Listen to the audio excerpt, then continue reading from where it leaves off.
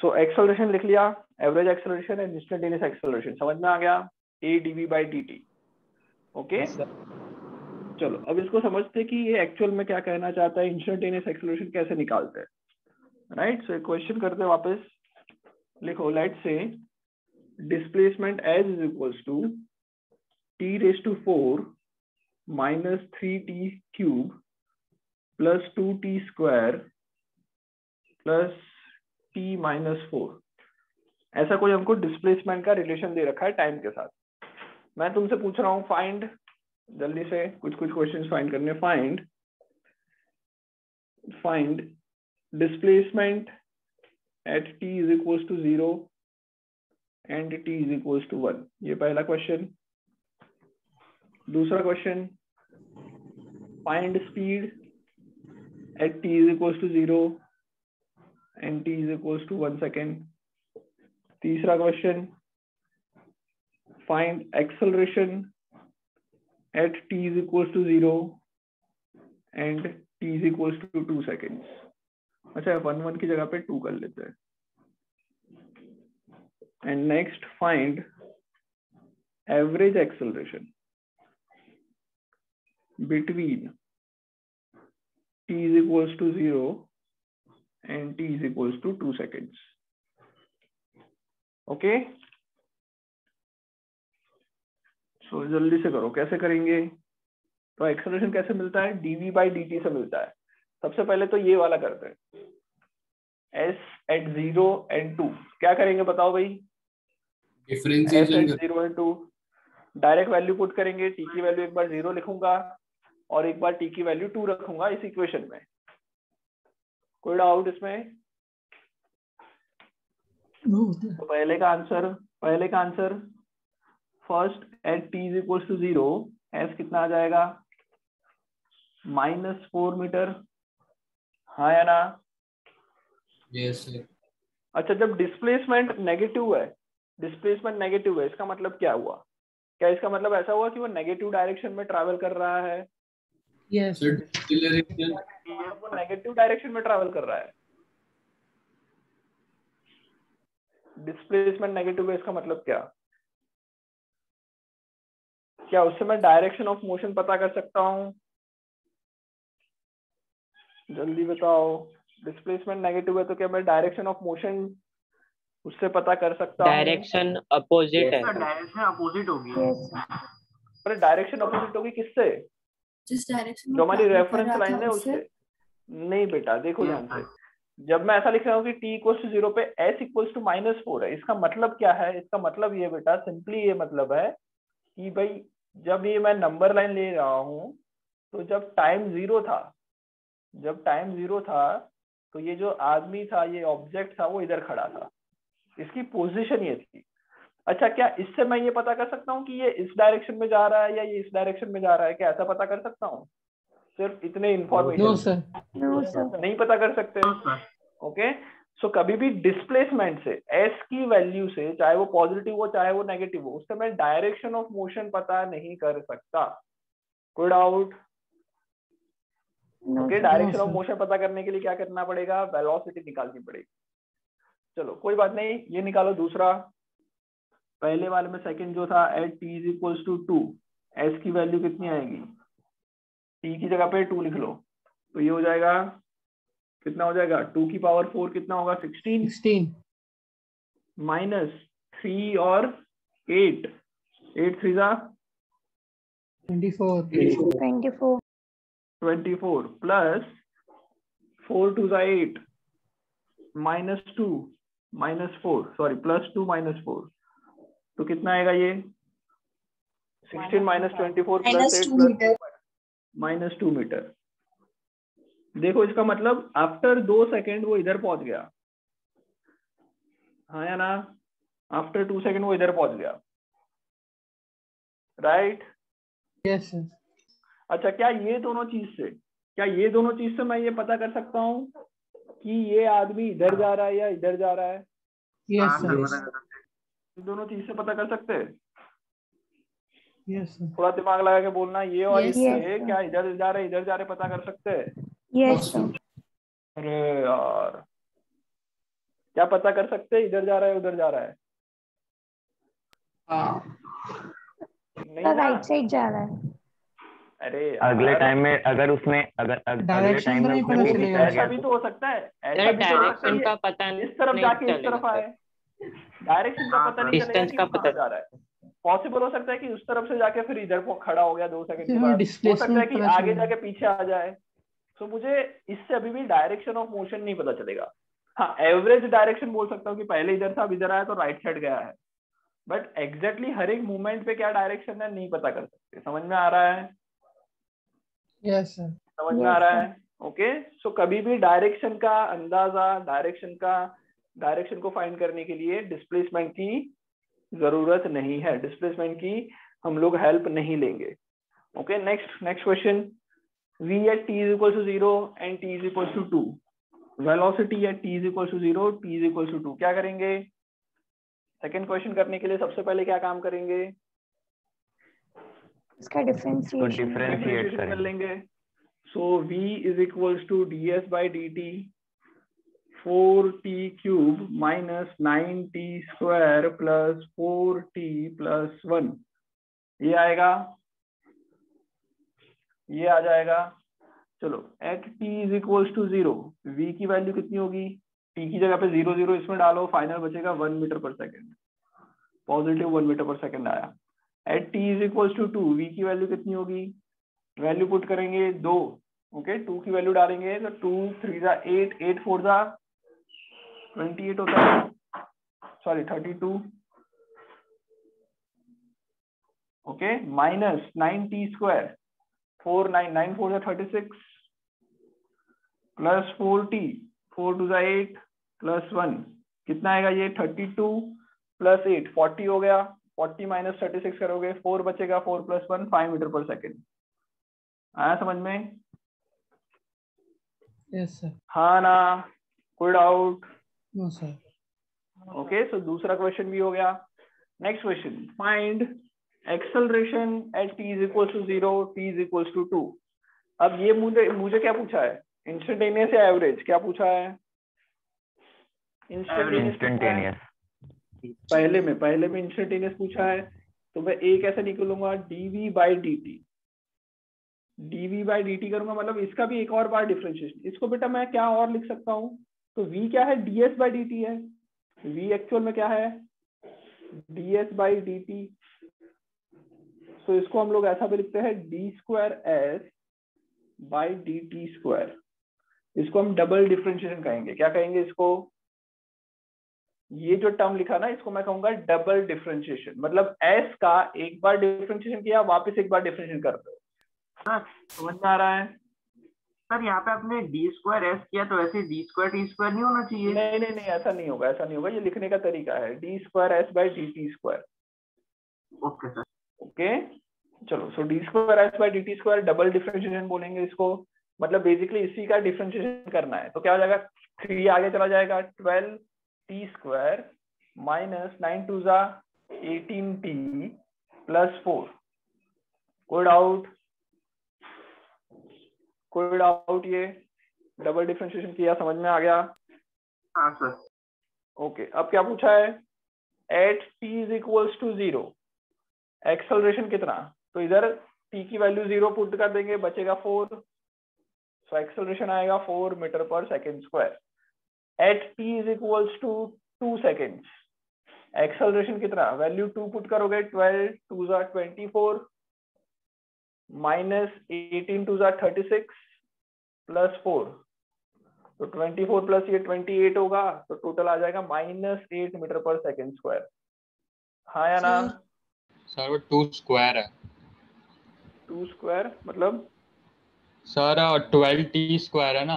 अच्छा sorry 2 square मतलब 4 हो जाएगा। तो 12 4 जा 48 माइनस 36 करेंगे, 12 4 जा माइनस 36 करोगे, कितना आएगा? 8 बचेगा, 8 प्लस 4 12। सही है? यही आएगा ना अब तो, या अभी भी कुछ गलत कर रहा हूँ? सॉरी 16 आएगा। 12 प्लस 4 आएगा 16 आएगा। यस 16 आएगा, 16 मीटर पर सेकेंड स्क्वायर। ओके, मतलब जैसे जैसे टाइम बढ़ रहा है वैसे वैसे एक्सेलरेशन भी बढ़ गया। जैसे जैसे टाइम था, टाइम 0 था तो 4 मीटर पर सेकंड स्क्वायर का एक्सेलरेशन था। टाइम जब 2 आया तो 16 मीटर पर सेकंड स्क्वायर का एक्सेलरेशन हो गया। समझ में आ गया? कोई सर डाउट? एक बार आप एक्सप्लेन कर सकते हो वो सर वो मतलब एक और बार 12t एक्सप्लेन स्क्वायर करो। कैसे आया? किस चीज को? ये कैसे आया ये बोल रहे हो? हाँ सर। ये एक्सप्लेन करो। ये कुछ नहीं है बेटा, इसी का डिफरेंशिएशन है। ये जो है ना, इसका डिफरेंशिएशन करो। डिफरेंशिएशन की प्रैक्टिस तुमने की होगी तो बहुत इजीली हो जाएगा। 3 आगे डालना है, 3 - 1 2 हो जाएगा। अच्छा हाँ 3 आगे डालेंगे तो 12t स्क्वायर, 2 आगे डालेंगे 18 इंटू टी, 4t का डिफरेंशिएशन 4, 1 का डिफरेंशिएशन 0, 0 को मैंने नहीं लिखा। तो ये एक्सेलरेशन का टाइम के साथ रिलेशन मिल गया। सर हम डायरेक्ट ऐसे कर सकते हैं या फिर हमें ऐसा लिखना होगा? क्या डायरेक्टली मतलब क्या बोल रहे हो? ये सब बोर्ड में ऐसा स्टेप लिखना पड़ेगा या फिर हाँ, ऐसा? स्टेप्स तो लिखना ही पड़ेगा ना कि हम लोग क्या कर रहे हैं। तुम्हें लिखना पड़ेगा a = dv/dt। अच्छा ये नहीं लिखोगे तो चलेगा, ये डबल डिफरेंशिएट नहीं लिखोगे चलेगा, पर dv/dt करके इतना लिखना पड़ेगा। ओके, ये तो जस्ट मैंने बताने के लिए लिखा कि इसको डबल डिफरेंशिएशन भी कहते हैं। ओके, t = 0 पे ये, t = 2 पे ये और ये 16 मीटर पर सेकंड स्क्वायर एक्सेलरेशन। कोई डाउट यहाँ तक? Okay, next question. Find average between t = 0 t = 2। Acceleration का एवरेज निकालना है। तो एवरेज एक्सेलरेशन कैसे निकलेगा? Change in velocity divided change in velocity upon change in time. Velocity at t =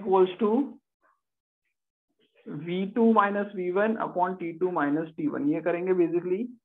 velocity at time = 2 second पे velocity 5 आ रही थी, minus 1 second पे 0 सेकंड पे वेलोसिटी 1 आ रही थी, divided by 2 - 1।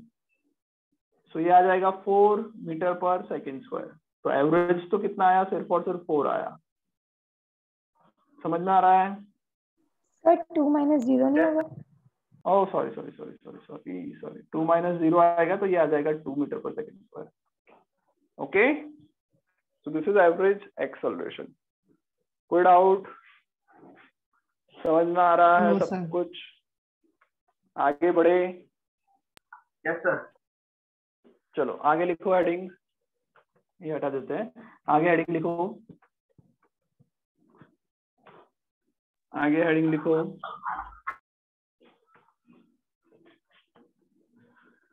Equation of motion for uniformly accelerated body. Equation of motion, equation of motion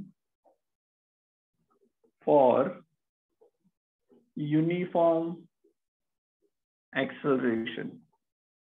uniform acceleration मतलब क्या होगा?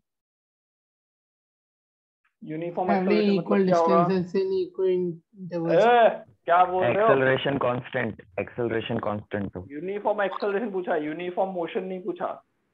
यूनिफॉर्म एक्सेलरेशन मतलब सर एक्सेलरेशन कांस्टेंट रहेगा सर, एक्सेलरेशन कांस्टेंट रहेगा। ओके चलो, so equation of motion of uniform acceleration.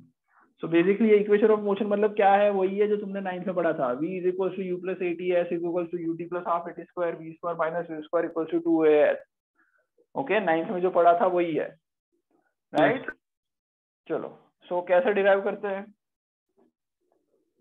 Simple 9th में जैसा derive किया था वही कर लेते हैं। इनिशियल स्पीड को u मानते हैं, फाइनल स्पीड को v मानते हैं। अच्छा, यहाँ पे हम लोगों ने क्या चेंज किया है? यहाँ पे शायद तुम लोगों की जो टेक्स्ट बुक है उसके अंदर नोटेशन शायद चेंज हो सकता है। v और u का नोटेशन क्या लिया है एक बार चेक कर लेते हैं।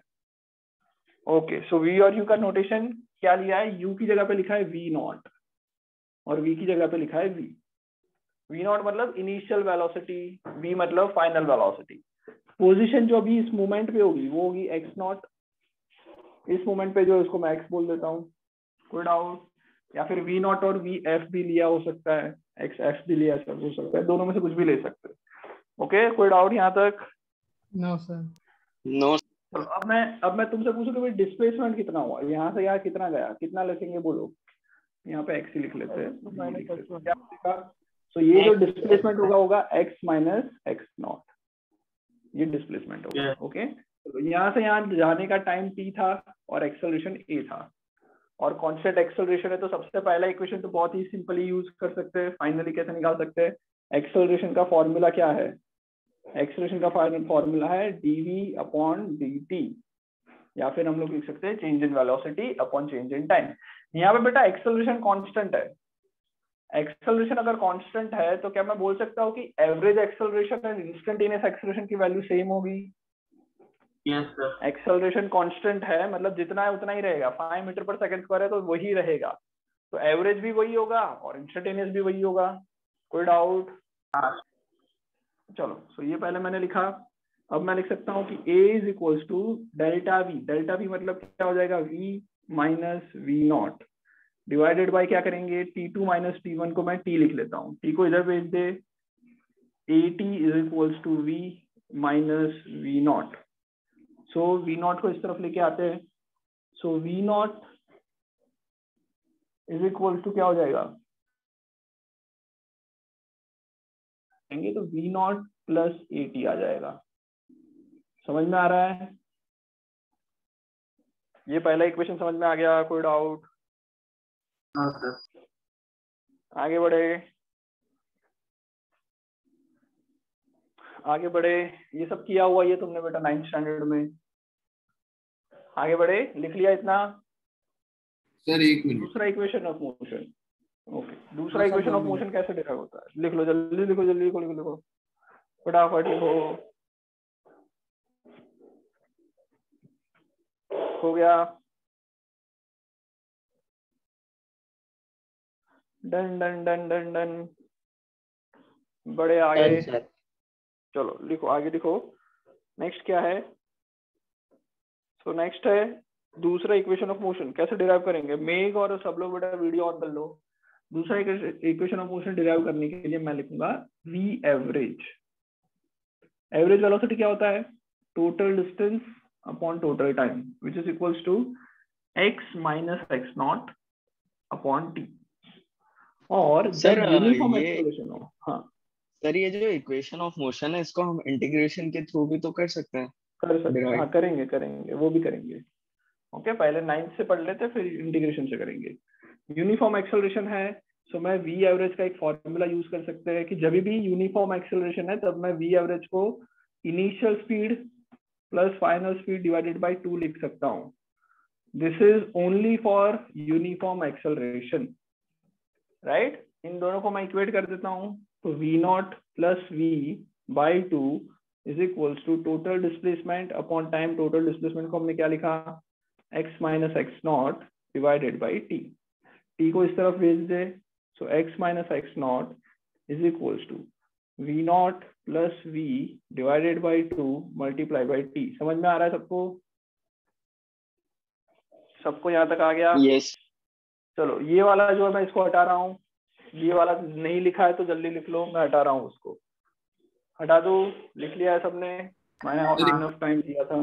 चलो सो इतना हटा देता हूँ फॉर्मूला। हाँ पहला वाला हट गया। पहले वाला। चलो इधर क्या आएगा? हाँ सर वो। हाँ x minus x not is equal to क्या आएगा? v not plus v divided by 2। v की वैल्यू मैंने को क्या मिली? v की वैल्यू है v नॉट प्लस एटी। तो मैं काम करता हूँ, v नॉट ऑलरेडी लिखा था, v जो लिखा था उसमें ये पुट कर लेता हूँ, v not plus eighty divided by क्या है? 2 है, मल्टीप्लाई बाई t है। तो यहाँ पे आ जाएगा x minus x not is equals to, ये आ जाएगा 2v not plus a t this whole divided by 2 multiply by t. 2 को मैं अलग अलग डिवाइड कर लेता हूँ तो आ जाएगा v not plus half A T this whole multiply by T. T को अंदर मल्टीप्लाई कर लेंगे, v not T plus half A T square. आ रहा है समझ में? So x minus x not की वैल्यू आई v not T plus half A T square. हाँ बोलो सर, ये x minus x not is equal to v not plus A T by 2 कैसे आया? ये कैसे है? ये कैसा है? ये कैसे आया? उसके ऊपर वाला। ये यस सर। ये समझ में आया? Yes sir. इसमें लास्ट में जो v लिखा है उसको मैंने फॉर्मूला पहला यूज किया। v क्या है? v not plus a t. तो ये वाले v की जगह पे लिख लिया v not plus eighty. Okay okay sir. या लिख लो, जल्दी से लिखो।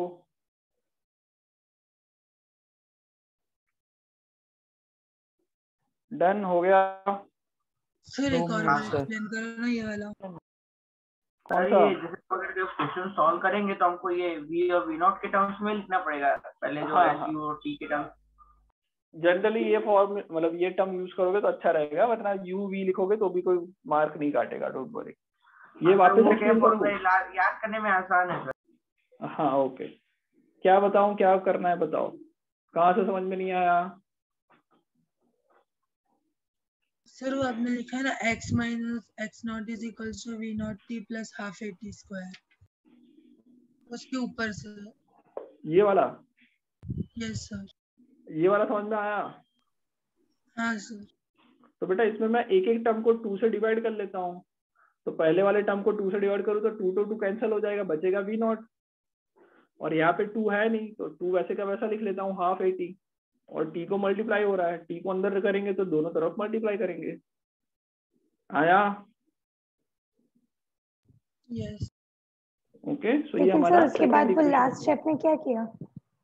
कुछ नहीं, टी से इधर मल्टीप्लाई किया तो टी इधर मल्टीप्लाई होगा, टी इधर भी मल्टीप्लाई होगा।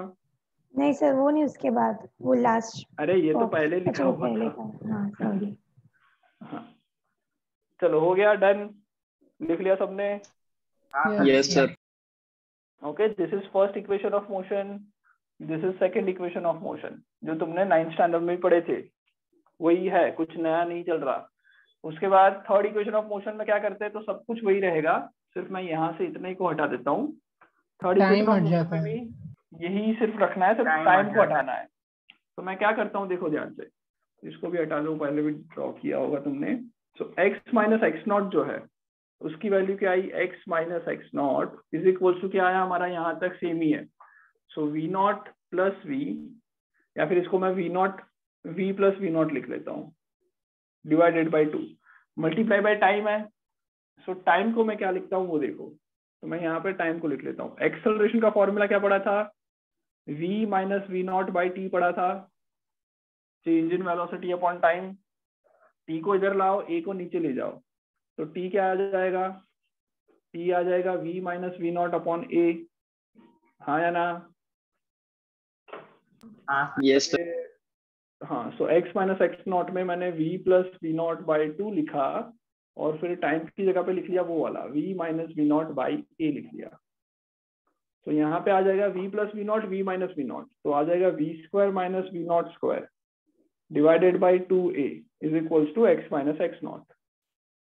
2a को इस तरफ ले जाते हैं तो आ जाएगा v square minus we not square is equals to 2a x minus x not.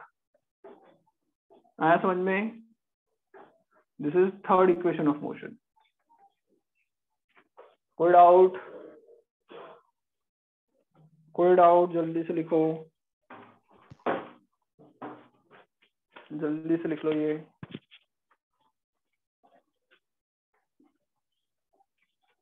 लिख लिया? No sir. सर हाँ बोलो। सर हम एग्जाम में जो 9th स्टैंडर्ड से नोटेशन यूज करते आ रहे यू और एस के हाँ, फॉर्म हाँ, वो भी चलेगा। हाँ वो भी चलेगा, पर इसका ट्राई करना कि ये यूज करो धीरे धीरे, क्योंकि आगे फिर यही क्वेश्चन के अंदर इस तरह से दिया होगा तो फिर तुम कंफ्यूज हो जाओगे, ऐसा ना हो, इसलिए दोनों यूज करने का ट्राई करना। ओके चलो हटा दो इसको, हटा दो इसको। Yes sir. सर 2 हो गया मिनट, सारा? ओके सर 2 मिनट रुकिए ना सर। जल्दी करो।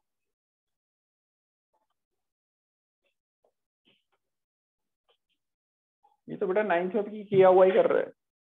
अच्छा, क्या इसके ऊपर क्वेश्चन की प्रैक्टिस के लिए 9th का क्वेश्चन दे दूं तुमको होमवर्क हाँ, में? Yes sir. ओके, सो जो 9th का ही क्वेश्चन है वही पूरा मैं आज होमवर्क में दूंगा। ज्यादा क्वेश्चन होंगे, फटाफट कर लेना। ओके चलो हटा दूं, डन डनाडन। सर ये मतलब ये सेम ही तो है ना पर फॉर्मूला? हाँ सेम ही है ना, मैं क्या मना कर रहा हूँ। हाँ सर। सेम ही है, हटा दो अब। Yes sir. चलो सो 3 इक्वेशन हमारे हो गए, इक्वेशन ऑफ मोशन हो गए। अब इसको हम लोग अच्छी तरह से और भी डिराइव करते हैं। ओके, तुमको एग्जाम में इस तरह से डिराइव करने को नहीं पूछेंगे, तुमको पूछेंगे इसको डिराइव करो with use of integration and differentiation.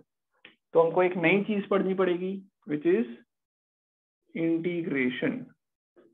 So integration क्या होता है वो देखते हैं। अब पहले हमने क्या पढ़ा था, डिफरेंशिएशन। अब हम पढ़ने वाले हैं इंटीग्रेशन। सो इंटीग्रेशन क्या होता है ध्यान से देखना। ओके, लेट से मुझे दे रखा है डिस्प्लेसमेंट की वैल्यू दे रखी है s is equals to 4t² minus 2t plus 4, ऐसा कुछ दिया हुआ है। सो इससे मैं वेलोसिटी निकाल सकता हूँ, इससे मैं वेलोसिटी निकाल सकता हूँ, हाँ या ना। v is equals to 8t minus 2 निकाल सकता हूँ ना वेलोसिटी।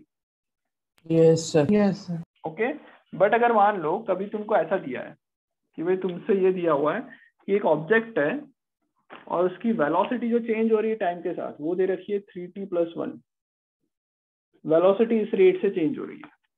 तुम्हें डिस्प्लेसमेंट नहीं दिया, तुम्हें सिर्फ दिया है वेलोसिटी, और तुमसे पूछा है कि भाई बताओ इसका डिस्प्लेसमेंट कितना होगा।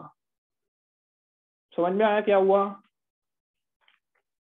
समझ में आया क्या हुआ? पहले क्या दे रखा था, s दे रखा था, उससे मैं v निकालता हूँ। कैसे निकाला था? डिफरेंशिएशन करके, हाँ या ना? Yes sir. हाँ सर। अब तुमसे क्या पूछा है, अब तुमको v दे रखा है और तुमसे पूछा है s, मतलब तुम्हें करना क्या है, v से क्या ढूंढना है, इंटीग्रेशन करना होगा, उल्टी प्रोसेस करनी है। ओके, सो ये जो करना है उसके लिए काम क्या आएगा, इंटीग्रेशन। समझ में आया? ये काम कौन करेगा, इंटीग्रेशन करेगा। मतलब डिफरेंशिएशन एंड इंटीग्रेशन एक दूसरे से कैसी प्रोसेसेस है, ये दोनों प्रोसेस एक दूसरे से कैसी है, क्या बोल सकते हैं, रिवर्स प्रोसेस है बोल सकता हूँ, अपोजिट है। रिवर्स है एक दूसरे से, कोई एक चीज का डिफरेंशिएशन करोगे तो जो चीज आई उसकी इंटीग्रेशन करने पे वापस पहली वाली चीज आ जाएगी, राइट। तो ये पहली चीज समझिए हमको। अब देखते हैं कि एक्चुअल में इंटीग्रेशन क्या होता है, एक्चुअल में इंटीग्रेशन क्या होता है वो समझते हैं। ओके, चलो देखो। सो पहले डिफरेंशिएशन में पूछ लेता हूँ कि भाई डिफरेंशिएशन क्या होता है। डिफरेंशिएशन क्या होता है, ग्राफ के हिसाब से देखिए तो डिफरेंशिएशन क्या रिप्रेजेंट कर रहा है, slope. Differentiation small change in represent कर रहा है small change in pi upon small change in x, ये हम लोगों ने पढ़ा था।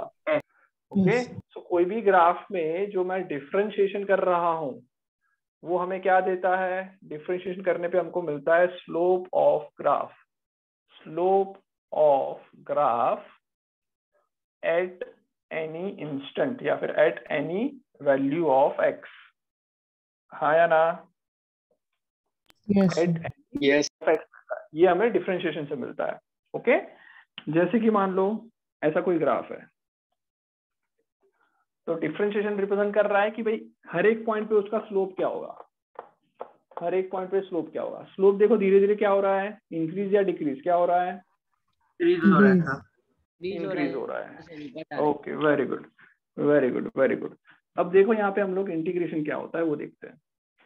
अब मैं एक काम करता हूँ, मुझे चाहिए कि इस ग्राफ के अंडर का एरिया क्या है, क्या ढूंढना है मुझे, ग्राफ के अंदर का एरिया ढूंढना है। तो एक सबसे पहले मैं, अगर मान लो ग्राफ मेरा ऐसा है, एक कांस्टेंट ग्राफ है y = 3 या फिर y = 4 ऐसा कुछ दिया है, और मैं चाहता हूं कि यहाँ तक का एरिया बताओ। x की वैल्यू कुछ है x1 और यहाँ पे x की वैल्यू है 0। तो x0 से x1 का एरिया बताओ, ग्राफ के अंदर कितना एरिया है, कैसे फाइंड आउट करोगे? ये पूरा ग्राफ का एरिया होगा, यस सर, हाँ या ना? और ये y की कुछ वैल्यू होगी, तो एरिया कैसे मिलेगा, area will be equals to length into breadth, क्योंकि ये रेक्टेंगल है। तो दिस इंटू दिस क्या कर लोगे तुम्हें, y multiply by x1 minus x0, x1 minus x0 करोगे बेसिकली। यस सर, कोई डाउट? एरिया समझ में आ रहा है? हाँ यस सर। ओके, चलो आगे बढ़ते हैं। मीटिंग अगर एंड हो जाए वापस ज्वाइन कर लेना। ओके, अभी बार टाइम है 7 मिनट के बाद। चलो अब मैं थोड़ा सा ग्राफ चेंज करता हूँ, लेट से ग्राफ को कुछ मैं चेंज कर देता हूँ। अब मेरा ये ग्राफ है, इधर ये भी x और x भी हटा देता हूँ। लेट से ग्राफ मेरा ऐसा है, ग्राफ मेरा ऐसा है, और मुझे ये चाहिए कि ये x की वैल्यू पे, लेट से this is value is x2, this value is x2, इस वैल्यू पे मुझे 0 से लेके यहाँ तक का स्लोप चाहिए, हाँ यहाँ तक का एरिया अंडर द ग्राफ चाहिए, ये वाला। कैसे मिलेगा, कैसे मिलेगा? एरिया अंडर द स्लोप होगा ना। एरिया अंडर द ग्राफ कैसे मिलेगा? ट्राइंगल का एरिया मिलेगा ना। ट्राइंगल है, ट्राइंगल है, सिंपल चीज। सो एरिया का फॉर्मूला क्या है ट्राइंगल के लिए? Half into base. हाँ या ना? बेस कितना है बताओ, यहाँ से यहाँ तक बेस कितना हुआ? 2x2। क्या हुआ? x2 minus 0। x2 minus 0। सो मैं लिख लेता हूँ x2 माइनस 0, ये मेरा बेस हो गया। मल्टीप्लाई बाय हाइट कितनी हुई? हाइट कितनी हुई? तो हाइट ये हुई कि भाई x2 पे x की ये वैल्यू पे y का क्या वैल्यू है, तो वो हो जाएगा y ऑफ x2। समझ में आया है? मैं y ऑफ x2 का मतलब y की वैल्यू जब x की वैल्यू 2 डाले। अरे बेटा जैसे ये इक्वेशन है, let's say y is equals to 2x plus 1 का ग्राफ है या फिर 2x का ग्राफ है। ये ग्राफ किसका है? y is equals to 2x का। तो ये वैल्यू कितनी होगी? y की वैल्यू कितनी होगी? 2x2 होगी। आया समझ में? तो y का जो इक्वेशन है उसमें ये वैल्यू निकालने के लिए तुमने क्या किया? x2 की वैल्यू इधर डाली, तो 2x2 y की वैल्यू आई। आया समझ में? कोई डाउट? तो ये तो अभी भी हम निकाल सकते हैं, बिकॉज एरिया क्या है? एक ट्राइंगल का एरिया। पर मैं अब ग्राफ को कर्व कर दूं। ग्राफ को मैं क्या कर दूं? अब ग्राफ को हमने क्या कर दिया? कर्व कर दिया। हाँ बोलो सर। हाइट वाला समझ में नहीं आया। हाइट वाला समझ में नहीं आया? देखो बेटा ये 2x का ग्राफ था, y is equal to 2x का ग्राफ था।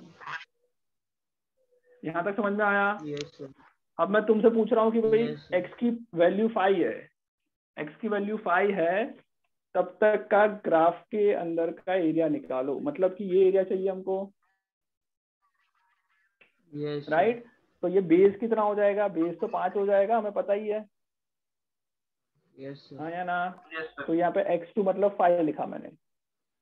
फिर हाइट कितनी होगी? इस ट्राइंगल की हाइट कितनी होगी? इतनी। ये हाइट कितनी हुई? कितनी हुई ये हाइट? x की वैल्यू 5 है, तो ये y की वैल्यू कितनी होगी उस पे? 10। 2x 2 इंटू 5 आ रहा है समझ में? Which is equals to 10।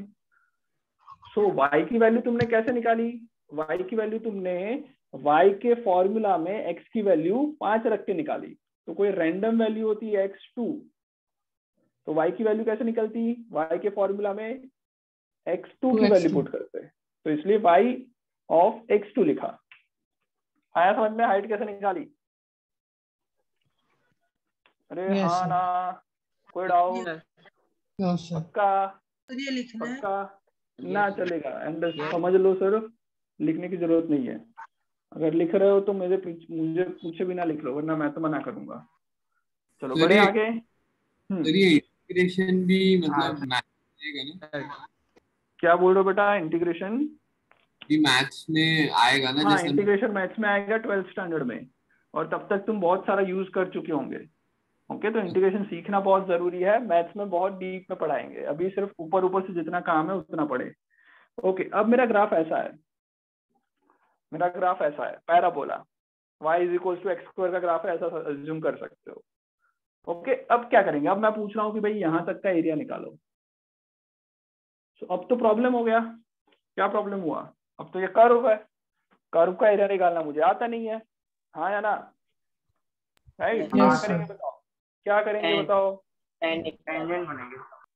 Tangent बनाएंगे? टेंजेंट निकाल बनाने सर एक हम छोटा सा कर्व में लेंगे जो स्ट्रेट लाइन की जरूरत दिखेगा। देखो सो बेटा, इंटीग्रेशन बहुत सिंपल चीज है, ये कुछ भी नहीं है। हमें एरिया निकालना नहीं आता, तो इसका सॉल्यूशन हमने निकाला विद इंटीग्रेशन। क्या सॉल्यूशन निकाला? देखो ध्यान से। मैं एक काम करता हूँ, यहाँ पे मुझे पता है कि ये 5 है। लेट्स से हम नंबर से काम करेंगे वरना तुम कंफ्यूज हो जाओगे। ओके, तो ये 5 है, तो ये कितना होगा? 10। ये कितना होगा? हैं भाई ये ग्राफ किसका है? 10 नहीं होगा Yes, बेटा, 25 10 नहीं होगा। होगा। 5y। ओके, बिकॉज ये ग्राफ स्ट्रेट लाइन होता तो y is equal to 2x का ग्राफ होता। ये पैराबोला है तो मैं पैराबोला लिख सकता हूँ, y is equal y is to equal लिख to सकता हूँ। x। इस तरह का कोई ग्राफ है। ओके, ऐसा नहीं कि सिर्फ इसी का ग्राफ ऐसा बनेगा, y is equal to x square plus 2x plus 1 ऐसा कुछ लिखूं तो भी उसका ग्राफ कुछ ऐसा ही बनेगा, जस्ट थोड़ा ऊपर शिफ्ट हो जाएगा या नीचे शिफ्ट हो जाएगा। ओके, अभी मैं सिंपलिसिटी के लिए सिर्फ इतना लिखता हूँ कि y equal to x square का ग्राफ है तो 5 की जगह पे कितना होगा? 25, राइट। मुझे ये पूरा एरिया निकालना है, 0 से लेके 5 तक सारा वैल्यू निकालनी है। सो मैं क्या करता हूँ, मुझे तो ये कुछ आता ही नहीं है कैसे करना है, तो मैं काम करता हूँ, एक कोई भी एक जगह, जैसे कि मान लो जब ये 4 था, x की वैल्यू 4 थी, तब मैंने ये लाइन बनाई, तो ये कितना होगा?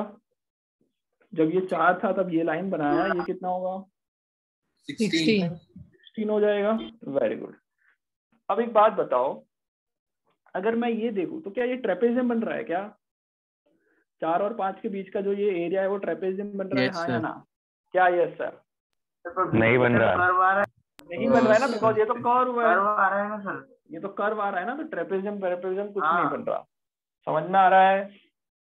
यस। ओके, समझ में आया। तो अब मैं एक काम करता हूँ, 4 से मैं थोड़ा आगे चला जाता हूँ, 4 प्लस समथिंग। ओके, मैं क्या किया? 4 से थोड़ा आगे चला गया, 4 से थोड़ा आगे मान लो यहाँ पहुंचा। ओके, यहाँ तक भी हम वैसे ही डिफरेंशिएशन जैसे करेंगे कि बहुत छोटी वैल्यू दिखेगी, यहाँ पे वो डिफरेंस बहुत छोटी वैल्यू लिखी। Yes, very good. सो मैं काम करता हूँ, बहुत ही छोटी वैल्यू ले लेता हूँ और मैं फिर यहाँ का इधर ड्रॉ कर रहा हूँ। ये है 4 और ये है 4 प्लस बहुत स्मॉल वैल्यू। चलो नेक्स्ट मीटिंग ज्वाइन करो, उसमें डिस्कस करते हैं। नेक्स्ट मीटिंग ज्वाइन कर लो, उसमें डिस्कस करते हैं।